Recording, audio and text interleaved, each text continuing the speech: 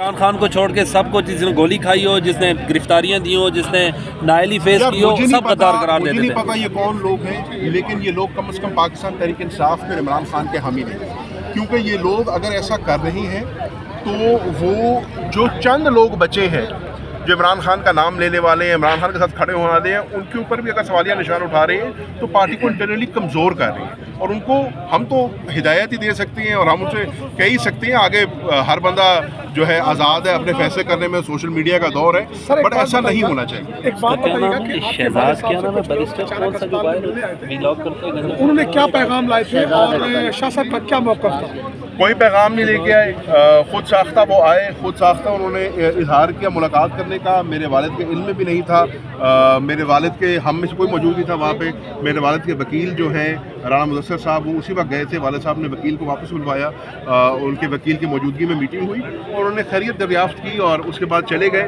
اور وہ تو چلے گئے لیکن اس کے بعد سے جو ہمارے لیے جو وبال مچا کے گئے ہیں وہ آپ کے سامنے ہی ہے۔ عمران خان کے لیے احتجاج ہوتا ہے، لیکن ہم نے دیکھا نہیں کبھی شاہ محمود قریشی کے لیے احتجاج ہوا اور لوگوں نے اپلیکیشن دی ہوں ہمیں ملنے کے لیے۔ آپ کے رہنماؤں نے، وائس چیئرمین نے، صرف عمران خان ہی عزیز ہیں یا اور بھی قیدی عزیز ہیں؟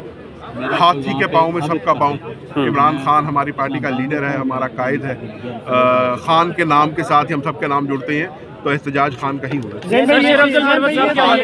اور خان کے ساتھ یہ بتائیے گا کہ 26ویں آئینی ترمیم میں آپ کو ووٹ کے لیے اٹھایا گیا تھا لیکن آپ کی ووٹ کی ضرورت بہت لیٹ ہو گئے بھائی، لیٹ ہو گئے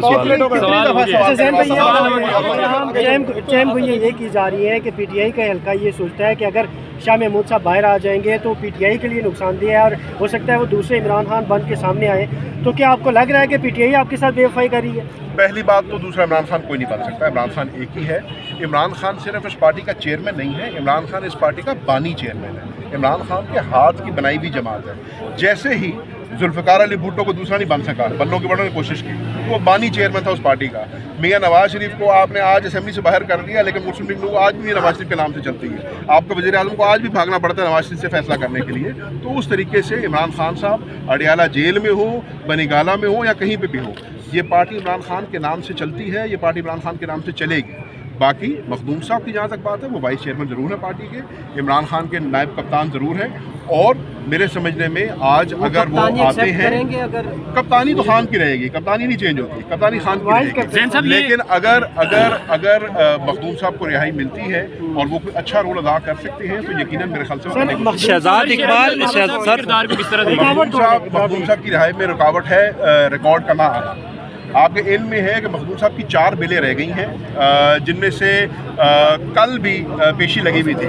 اب مزیدار بات یہ ہے کہ وہی مقدمات ہیں، وہی پروسیکیوشن ہے، وہی ریکارڈ ہے، ڈاکٹر یاسمین کے کیس میں ریکارڈ آ جاتا ہے، عمر سرفراز شیما کے کیس میں ریکارڈ آ جاتا ہے، لیکن جب مخدوم صاحب کی بیل لگتی ہے تو ریکارڈ نہیں آتا۔ سر شہزاد اقبال اور کردار کو کس طرح دیکھ رہے ہیں؟ وہ بھی گلے شکوے کرتے ہیں کہ پارٹی کے اندر کچھ لوگ ہیں جن کی سازش کی وجہ سے مجھے پارٹی سے نکالا گیا، آپ بھی یہی گلہ کر رہے ہیں؟ میں کسی فرد کے کردار پہ بات کرنا مناسب نہیں سمجھتا، وہ پارٹی کے ساتھ تھے تب تک ہمارے کولیگ تھے، آج وہ پارٹی میں نہیں ہے۔ وہ سر ان کے نہ ہونے کی وجہ آپ سمجھتے ہیں کہ پی ٹی آئی کے کچھ لوگ ذمہ دار ہیں؟ میں اس پہ کوئی تبصرہ نہیں کر سکتا۔ سر شہزاد اقبال اور شہباز گل کے پاس لندن بیٹھ کے کیا اختیار ہے کہ وہ زین قریشی کو بھی غدار قرار دے دیتے ہیں؟ سوشل میڈیا اختیار یہ ہے کہ آج کل ہر بندہ سوشل میڈیا پہ بیٹھ کے جو ہے اینالسٹ بن جاتا ہے، تجزیہ نگار بن جاتا ہے، اور جو دل میں بات آتی ہے کرتا ہے اور لوگ ان کی بات سنتے ہیں، بٹ ہمارے لیے امپورٹنٹ پارٹی ہے، اس کی قیادت ہے، عمران خان کا موقف ہے، ہم اس کے پاس۔ Sir thank you. اشتعال پھیلانے کی کسی کی سازش ضرور ہو سکتی ہے، نہ پارٹی کی قیادت میں،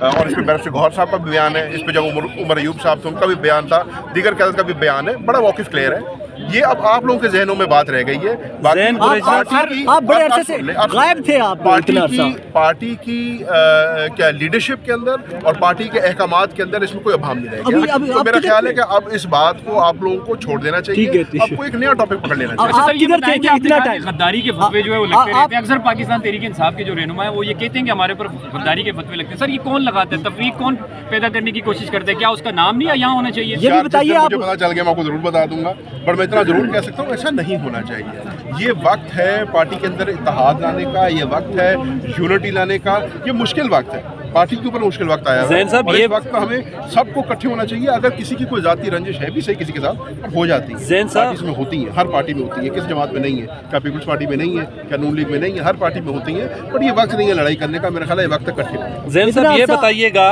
कि आपके वालिद साहब की कुर्बानियाँ किसी से ढकी छुपी नहीं है। उनके हमने बाल तक देखे कि फुल सफ़ेद हो गए, इतनी सख्त अजियत के साथ उनको लास्ट टाइम भी हमने देखा जब अडयाला से वापसी गिरफ्तार किया। ये जो आपकी कारकुन ट्रेंड चलाते हैं या बाहर बैठे कुछ व्लॉगर्स हैं, वो गालियाँ देते हैं, बदतमीज़ी करते हैं, चाहे कोई साफ़ी अगेंस्ट सवाल पूछे, ये किस किस्म का दर्स दे रहे हैं आप लोगों को? फिर जहाँ तक एक वफादार बाप के बेटे को भी गद्दार करार दिया गया, ट्रेंड चलाया गया कि इनको इत्तेजाज में ना आने दिया जाए, पार्लियामेंट ना घुसने दिया जाए, इस्तीफ़ा दिया जाए। यार देखिए, जहाँ तक तो मेरे वालिद का और मेरे ख़ानदान की कुर्बानी का सवाल है वो सबको पता है। आपके इल्म में है कि मेरे वालिद को आज 2.5 साल हो गए हैं पाबंद सिला से।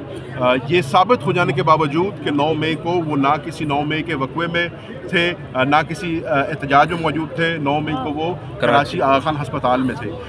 उसके बावजूद भी आज वो जो है निहत्ते 2.5 साल से जेल में पड़े हैं। मैं जहाँ मेरी बात करें तो मैं पाकिस्तान तहरीक इंसाफ को वो वाहिद मेंबर हूँ जिसे इमरान खान साहब के कहने पे 2 दफ़ा इस्तीफ़ा दिया।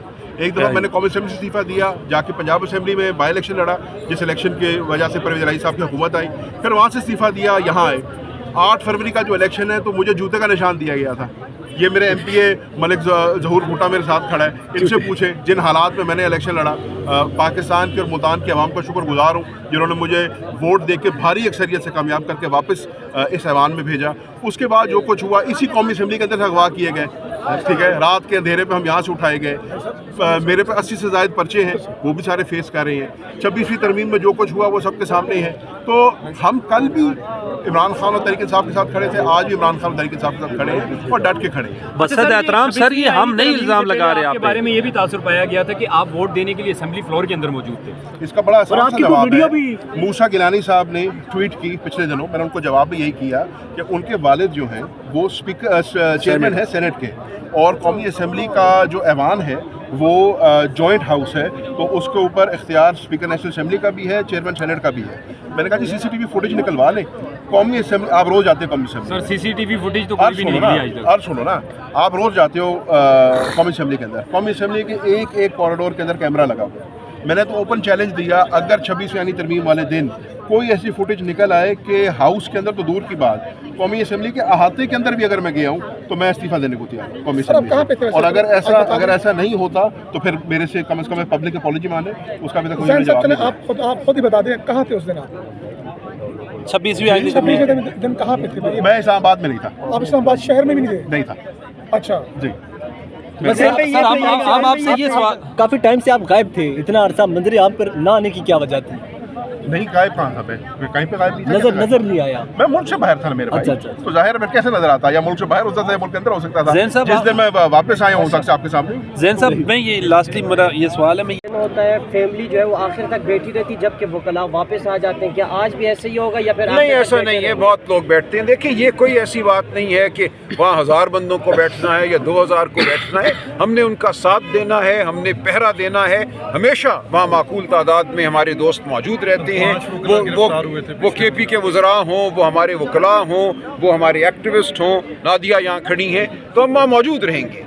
ये कोई मुकाबला नहीं है कि वहाँ लाख हैं या 2 लाख हैं। वहाँ पे एक छोटी सी जगह है, आप जानते हैं, अडयाला जेल के बाहर जहाँ रोका जाता है, वहाँ नाका लगाया जाता है, वहाँ जितने लोग हो सकते हैं वो होंगे। अच्छा राजा साहब, ये भी कहा जा रहा है कि आज जो सवाबी इंटरचेंज है उसको बंद कर दिया जाएगा, तो क्या आप इस हक में है? क्योंकि गुज़श्ता ये बात सामने है कि कुछ पार्लियामेंटेरियंस PTI के नहीं चाह रहे कि ऐसा हो। देखिए, ये बात मेरे इल्म में नहीं थी, ये बात अभी मंजर पे आई है। ये हमारी किसी मुशावरती जो पॉलिसी है उसका हिस्सा नहीं है। लेकिन मुझे नहीं पता, अगर खैबर पख्तूनख्वा की तंजीम जो है उसने कुछ सोचा है तो वो उनकी अपनी सवाबदीद है, वो अपने हवाले से PTI इसको ऑन नहीं करेगी। नहीं, ऐसी बात नहीं है। मैंने इसीलिए कहा ना, जो तंजीम है, जो तंजीमी मामला है, ये खैबर पख्तूनख्वा की तंजीम जो है वो अपने फैसले खुद कर सकती है। उसका इम्पैक्ट तो सर ये बताइएगा, जुडिशल कमीशन में के इजलास के लिए PTI की क्या पॉलिसी है? क्या वो उसमें शिरकत करने जा रहे हैं? और ये खबरें सामने आ रही हैं कि इख्तलाफात पाया जाता है। देखिए, मेरी और बैरिस्टर गौहर की कल तफसीली इस पे गुफ्तगू हुई है, लीगल कमेटी में भी और पॉलिटिकल कमेटी में भी मैंने अपनी बात कर दी है कि हमें हरगिज़ इस इजलास में शिरकत नहीं करनी चाहिए। ये 27वीं आइनी तरमीम के बाद पहला इजलास है। हम 27वीं तरमीम को नहीं मानते, हमें अपनी प्रोटेस्ट जो है उसका इजहार करना है। इस इजलास का मकसद 27वीं तरमीम के तहत मामलात को आगे बढ़ाना है। तो बैरिस्टर गौहर और मैं बिल्कुल मुत्तफिक हैं कि इस इजलास में हमें शिरकत नहीं करनी चाहिए और यही पार्टी की पॉलिसी है। हुकूमत के साथ मुज़ाकरात के हवाले से कोई ज़ेर गौर है मामलात, क्योंकि जाहिर सी बात है एक जानिब आप लोग एहतजाज भी कर रहे हैं, मुफाहमत की बात भी कर रहे हैं। देखें मुज़ाकरात क्या हैं, इस वक्त लोग पार्लियामेंट में बैठे हुए हैं ना, पार्लियामेंट में बैठे हैं, पार्लियामेंट की जो राहदारियाँ हैं वहाँ बैठे हुए हैं, तो गुफ्तगू होती रहती है। अगर कोई आइन कानून शराफत की बात करेगा, इंसानी हुकूक की बात करेगा, इमरान खान बुशरा बीवी के हुकूक की बात करेगा, उनकी रिहाई की बात करेगा, ये बात होती रहती है। वहाँ पर तो स्पीकर ने खान साहब कहते हैं हुकूमत के साथ हम नहीं बैठेंगे, तो किसके साथ? ठीक है, ऐसा नहीं हो रहा। देखिए, ये गैर रस्मी नौइयत की गुफ्तगू होती है जिसमें हमारे मेंबरान हुकूमत को याद दिलाते रहते हैं कि इस मुल्क में एक आइन है, एक कानून है, इस मुल्क में शराफत के कुछ तकाजे हैं, तो वो गुफ्तगू तो होती है, लेकिन बाज़ाब्ता मुज़ाकरात इस वक्त नहीं हो रहे। जी बिल्कुल, ये शौकत बसरा जो हैं वो भी इस वक्त हाई कोर्ट के बाहर पहुंच चुके हैं। इस वक्त इमरान खान के हक़ में जो है वो यहाँ पर नारेबाजी की जा रही है और इमरान खान की रिहाई का जो है वो यहाँ पर मुतालबा किया जा रहा है। इस वक्त पंजाब से ताल्लुक़ रखने वाले MPAs भी जो हैं वो भी यहाँ पर मौजूद हैं। चल आगे हो, आगे हो, आगे हो, आगे हो, आगे हो। सवाल बसरा साहब, वो कहा ही जा रहा है कि गवर्नर राज लगाने की तैयारी हो रही है, जॉइंट सेशन में भी हो रहा है। कल लगाना है, आज लगा दें। क्या पिद्दी का शोरबा, जिनके पल्ले उनके घर वाले उनके साथ नहीं है, मोहल्ले वाले साथ नहीं है, सब फार्म 47 के नमूने हैं, लगा के देख लें। वैसे तो मुल्क में गुज़श्ता 3 साल से मार्शला लगा हुआ है, किसी की माँ बहन बेटी की इज्जत महफूज नहीं है। ये गवर्नर राज भी लगा के देख लें, मुल्क में गुंडा राज लगा हुआ है, गवर्नर राज लगा हुआ है, मार्शल राज लगा हुआ है। उसकी वजह इनके साथ अवाम नहीं है। अवाम किसके साथ है? कैदी नंबर 804 के साथ। पूरा पाकिस्तान इमरान खान के साथ है, जिसको पाकिस्तान का वज़ीर आज़म होना चाहिए था। इस गुंडा राज की वजह से, मार्शल की वजह से वो अडयाला जेल में है, और जिन लोगों को जेलों में होना चाहिए था, को फार्म 47 की वजह से सदर बन गया है, को वज़ीर आज़म बन गया है, को वज़ीर आला बन गया है। इसलिए मेरे भाई, इमरान खान पाकिस्तान है। आज भी मैं यहाँ से हाई कोर्ट के सामने खड़ा होकर पैगाम दे रहा हूँ, दुल्ले बेरंगा कुछ नहीं बिगड़िया। आज पाकिस्तान में अफरा तफरी, महंगाई, बेरोज़गारी आसमानों को छू रही है। आज पाकिस्तान की इकानमी की सूरत हाल ये है कि वर्ल्ड बैंक कह रहे हैं कि 50% से ज़्यादा लोग, 13 करोड़ से ज़्यादा लोग गुर्बत की सतह से नीचे ज़िंदगी गुजार रहे हैं। तो आप पाकिस्तान को कहाँ लेके जाना चाहते हैं? वज़ीर आज़म पाकिस्तान बहरीन से लंदन गए हैं, कमर में तकलीफ है, उसके बाद लाहौर पहुंचे। पहला अपना गल ठीक करो। वो फार्म 47 का नमूना तो मस्खरा है, वो बहरूपिया है शहबाज शरीफ, वो अर्दली है, वो बेचारा अपनी मर्जी से सांस नहीं ले सकता। ये टोपी ड्रामा लगाया हुआ है नोटिफिकेशन का। ये तो पाँव भी पड़ेंगे, बूट पॉलिश भी करेंगे और नोटिफिकेशन भी देंगे। उसकी वजह ये जो शहबाज शरीफ हो, आसिफ जरदारी हो, ये जितने फार्म 47 की जाली हुकूमत है, इनकी तोते में जान है।